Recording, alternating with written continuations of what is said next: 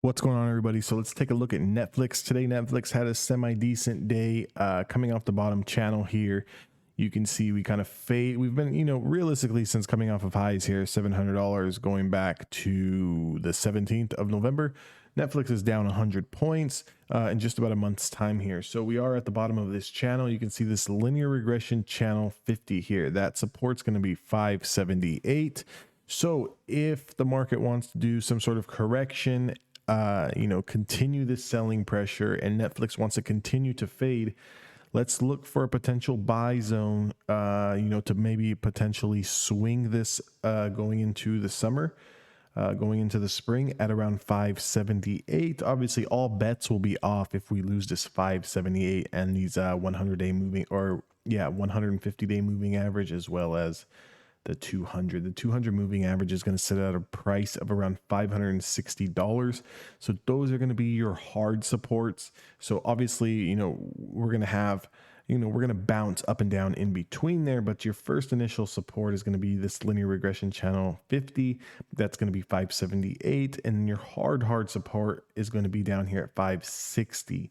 So the only thing I don't like about Netflix is it's under a lot of supply. So even though today had a great, fantastic green day, you can kind of see here this long wick, it got sold off. So tried to bounce, did put in a $7 7-point move today. However, as soon as we started creeping up here to this 10-day moving average, it got rejected.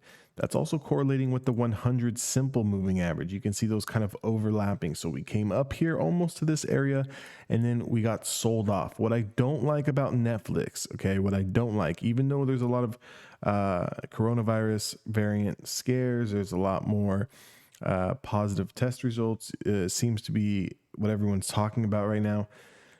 What I don't like about it is that Netflix even got rejected at the 5-day moving average. That's your nearest term sentiment. So even though we did have a big green day here, anybody who's looking to put on a swing trade here, not the smartest idea, just due to the fact that we've already been rejected 1-2 times and then we couldn't even reclaim the 5-day moving average.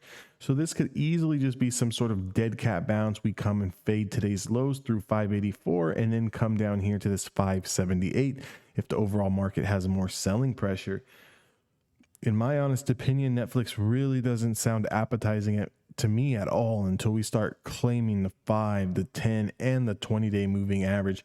The problem with the 20-day moving average is it's resting at a price of $618. Is still right under this channel. This channel is going to be about 622. So what I would like to see is Netflix get over $622, close over this 50 EMA, and take out all of this price action here. All of this price action going back to the 8th, the 7th, the 6th, the 3rd, the 2nd, and then obviously everything currently. So if we can get into this new channel, reclaim the 50 EMA, take out this top wick here at about $632, then Netflix is going to have room to stretch into 645, and then from 645 back up to 666. The problem with it now, okay, so someone can make a point and they can say, well, if I get in here and it kind of trickles up over, let's say 2 to 3 weeks and it clears out these supplies, then I got a better entry. Why would I wait until the stock is up here at $622? I'm giving away 20 to 25 points. That's true if you have that risk appetite, if you're okay with holding, because we're going to get rejected in here. We're going to chop around. We might have a big red day and then followed by a green day. And then we might come up to this channel and then roll back over. So there's no telling as to how long it's going to take to clear out the supply. If you enter down here and we do all of this nonsense where we come into these supply zones here and it looks like it's getting good, it could easily get rejected at this channel, roll through your entry price down here. And as someone who plays options, this, depending on your expiration date, this can really affect your premium. And then from the equity side, it just depends on how long you want to hold. Obviously, if you're a longer term swing trader, then yeah, you could probably start to add to your position down here in the 580s and then kind of see what we do if we come into the 570s. But definitely 561 needs to be your absolute hard support here. If we were to crack below this 561, that's going to spell a lot more room down, potentially even to $513. So we definitely want to hold this channel.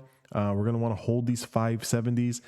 Personally, I would just let's at least clear out the 5 and 10 day moving average before we talk about putting on trades on Nflx.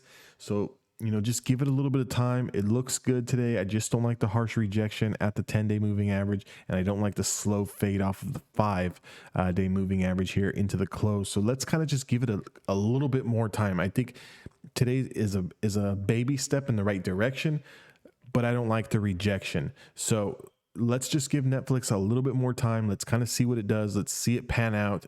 There's no rush on Nflx. It's not going anywhere. This chart's been in a downward pattern for over a month. Guys, if you want, join my Discord. That link is down in the description box below. Also, give me a thumbs up, subscribe to my channel, drop me a comment, and I will see you guys all in the next video.